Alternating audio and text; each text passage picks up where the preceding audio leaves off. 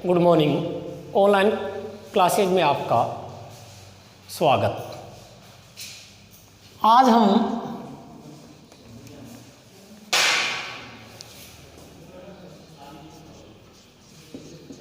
Lesson number 9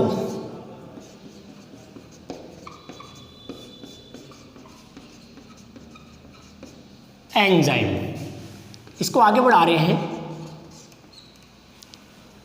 इस chapter को हमने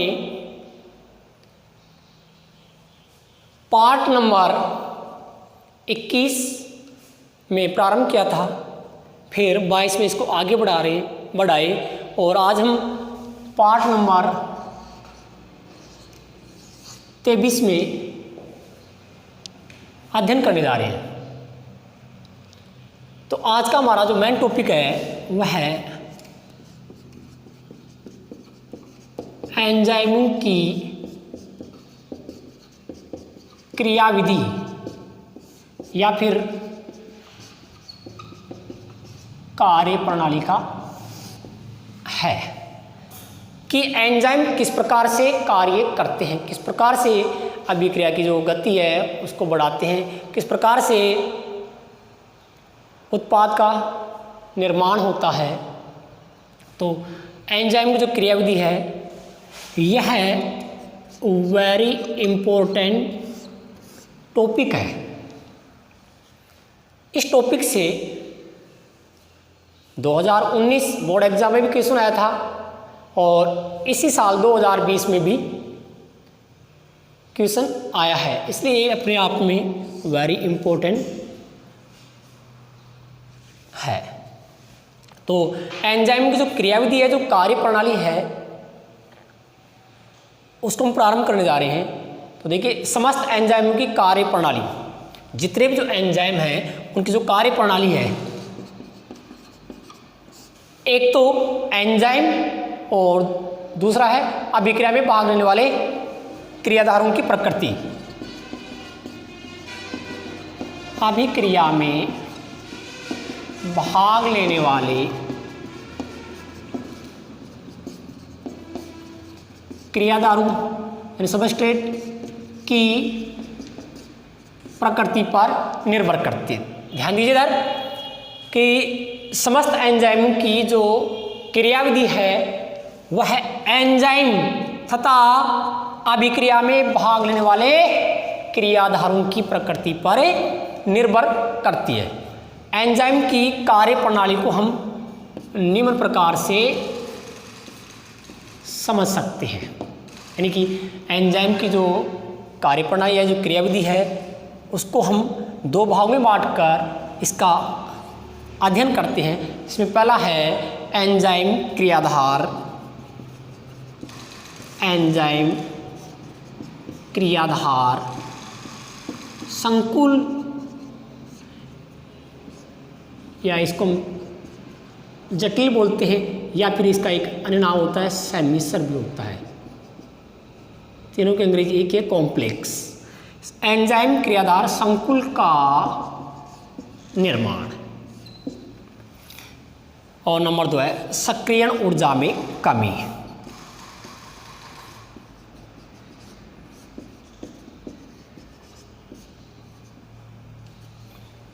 देखिए, एंजाइम की कार्य प्रणाली को हम निम्न प्रकार से समझ सकते हैं। नंबर 1, एंजाइम क्रियाधार संकुल का निर्माण, यानी आगे हम पढ़ लेंगे ES कॉम्प्लेक्स। ES कॉम्प्लेक्स में E एंजाइम है, S सबस्ट्रेट है, कॉम्प्लेक्स संकुल है। तो formation of enzyme substrate complex. और दूसरा है सक्रियण ऊर्जा में कमी। दोनों को हम अलग अलग पढ़ेंगे। तो पहला हमारा टॉपिक रहेगा एंजाइम क्रियाधार संकुल का निर्माण। तो एंजाइम क्रियाधार संकुल होता क्या है? तो ये संकुल है, ये सेमिसर है, जटिल है, किस किस का है? एक तो एंजाइम का और एक है क्रियाधार का। तो इसकी परिभाषा क्या होगी? एंजाइम क्रियाधार संकुल की एंजाइम क्रियाधारों से मिलकर एक अस्थायी यौगिक का निर्माण करते हैं। एंजाइम क्रियाधारों से मिलकर एक अस्थायी यौगिक का निर्माण करते हैं, जिसे एंजाइम क्रियाधार संकुल यानी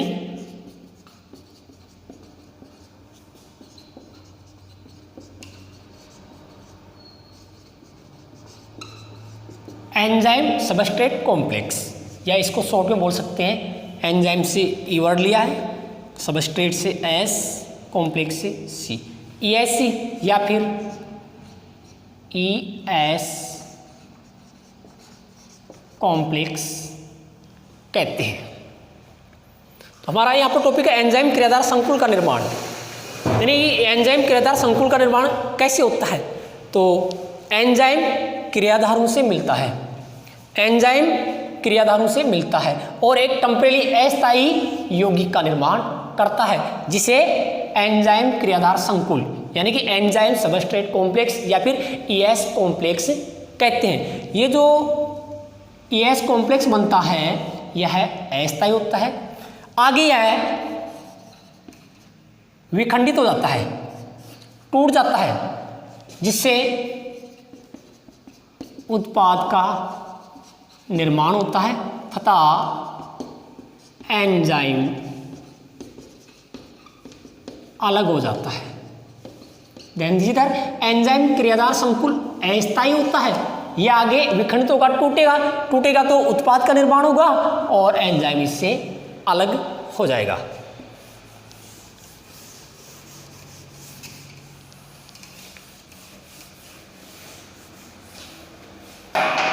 देखिए इधर एंजाइम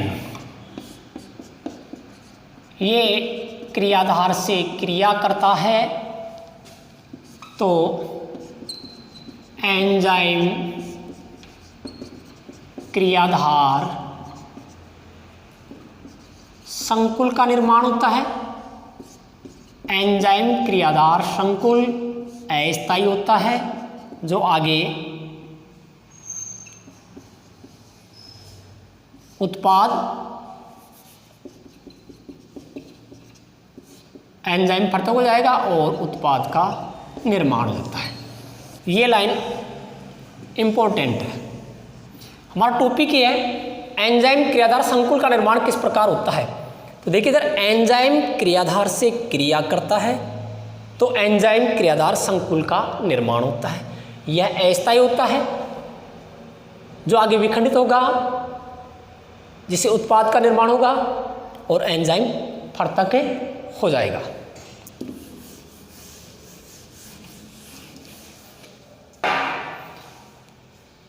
एंजाइम अणु की सतह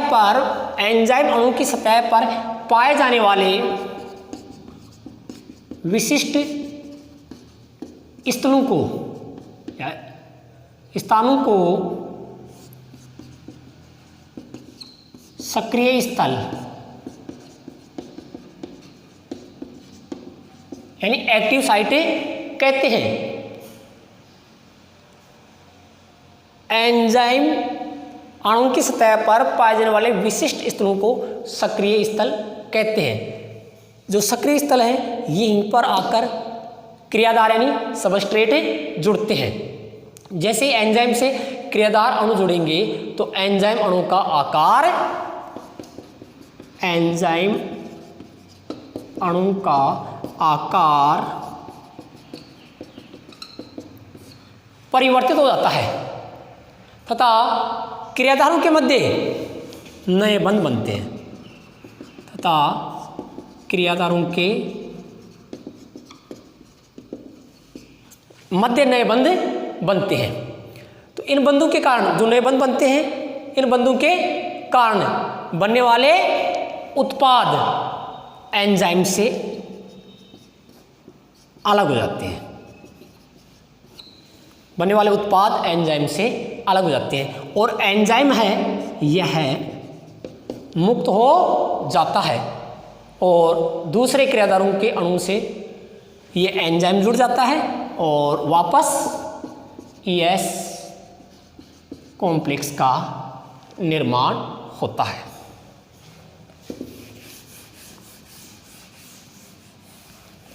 तो एंजाइम क्रियाविधि का मैं डायग्राम बना रहा हूँ, आप ध्यानपूर्वक देखते रहना।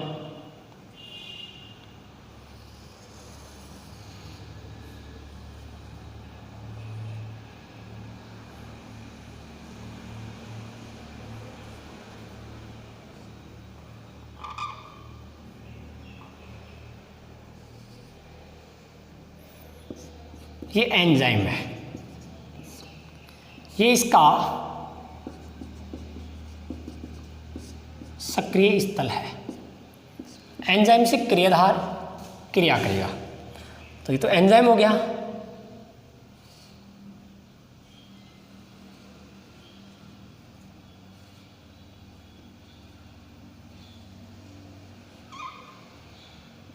और ये है क्रियाधार।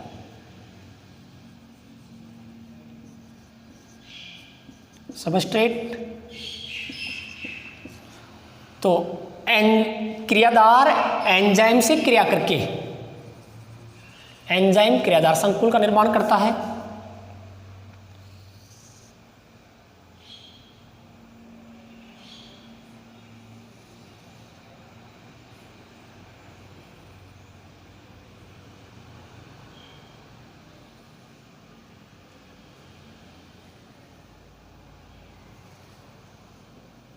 ये तो एंजाइम है और ये क्रियाधार है, इसका सक्रिय स्थल है, वहां पर ये क्रियाधार आकर के क्रियाधार सक्रिय स्थल पर आकर जुड़ जाएगा।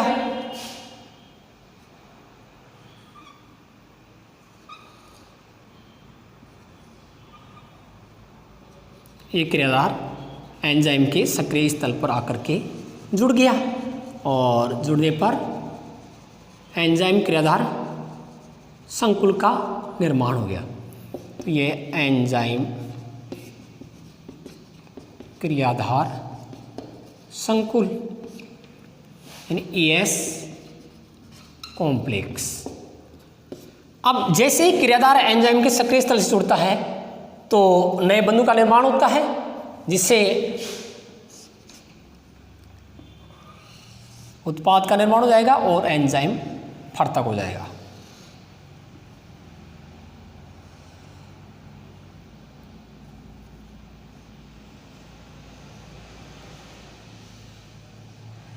ये तो एंजाइम और ये उत्पाद का निर्माण हो गया, यानी कि जो उत्पाद वो एंजाइम से अलग हो गया। ये उत्पाद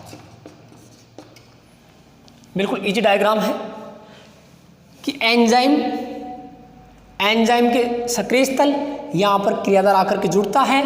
देखिए यहाँ पर ये जुड़ रहा है, ये क्रियाधार है और ये एंजाइम का सक्रिय स्थल है। तो क्रियाधार यहाँ आकर जुड़ गया तो एंजाइम क्रियाधार संकुल का निर्माण हो गया। अब यहाँ पर नए बंध बनेंगे जिससे उत्पाद का निर्माण होगा और एंजाइम फर्तक हो जाएगा। ये डायग्राम एंजाइम की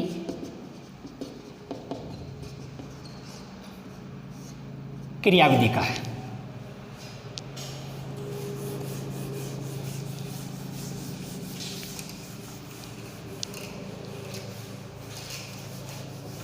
अब आगे देखिए कि एंजाइम क्रियाधार जो संकुल का जो निर्माण होता है तो इसके कुछ सिद्धांत हैं। एंजाइम क्रियाधार संकुल बनने की प्रक्रिया के सिद्धांत। एंजाइम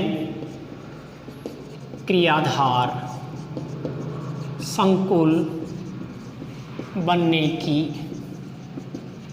प्रक्रिया के सिद्धांत। तो एंजाइम क्रियाविधि संकुल बनने की प्रक्रिया के हमारे सिलेबस में 2 सिद्धांत हैं। कितने सिद्धांत थे? 2। नंबर 1 पहला ताला कुंजी सिद्धांत। कुंजी को चाबी भी बोलते हैं भाई। लॉक की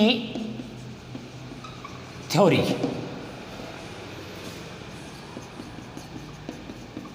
ये अभी ताला चाबी सिद्धांत है, वो बोर्ड एग्जाम 2020 में आया भी है। तो इसका जो प्रतिपादन है वह है एमिल फिशर ने किया था।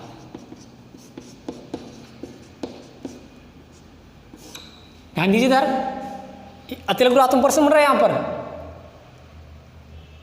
एंजाइम क्रियाविधि के ताला कुंज सिद्धांत का प्रतिपादन किसने किया? तब आपका राइट आंसर होगा एमिल फिशर ने।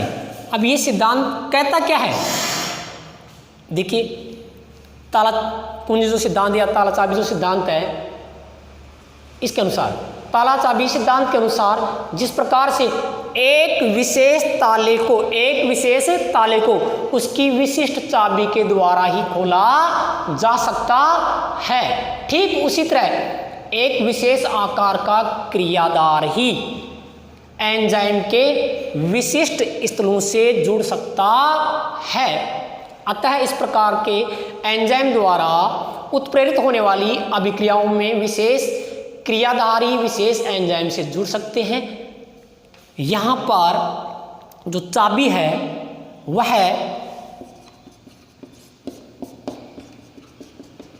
एंजाइम की तरह है और जो ताला है वह क्रियाधार की तरह कार्य करता है।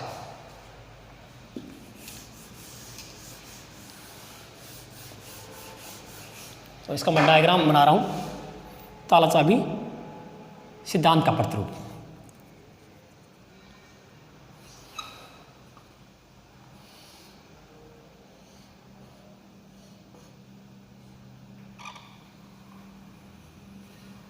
ये तो है चाबी, यानी कि एंजाइम प्लस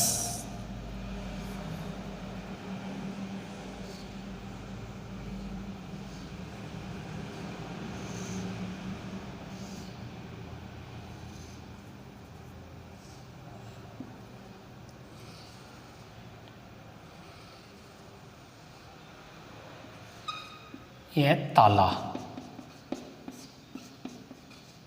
यानी कि क्रियाधार। तो ये दोनों आपस में क्रिया करेंगे, यानी जो ताला है उसमें चाबी को लगाया जाएगा तो यानी कि एंजाइम क्रियाधार के साथ जुड़ेगा, तो एंजाइम क्रियाधार संकुल का निर्माण होगा। तो इस ताले में चाबी लगी हुई,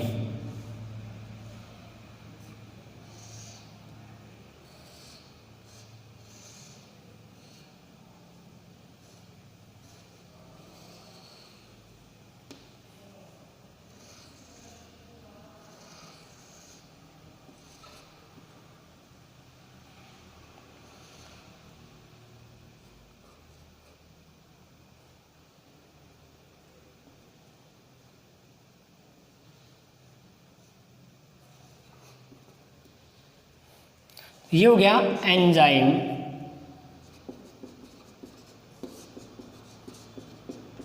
क्रियाधार संकुल। यानी जैसे ही एंजाइम के विशिष्ट स्थल से क्रियाधार जुड़ता है तो नए बंध बनते हैं और एंजाइम क्रियाधार संकुल का निर्माण होगा, तो उत्पाद बन जाएगा और एंजाइम फर्तक हो जाएगा। तो यहाँ पर एंजाइम क्या है? चाबी।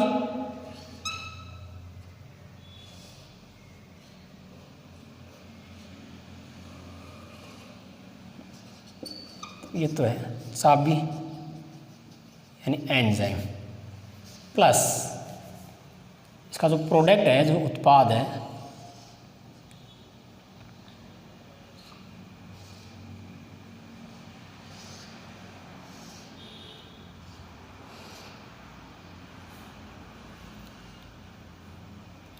यह उत्पाद।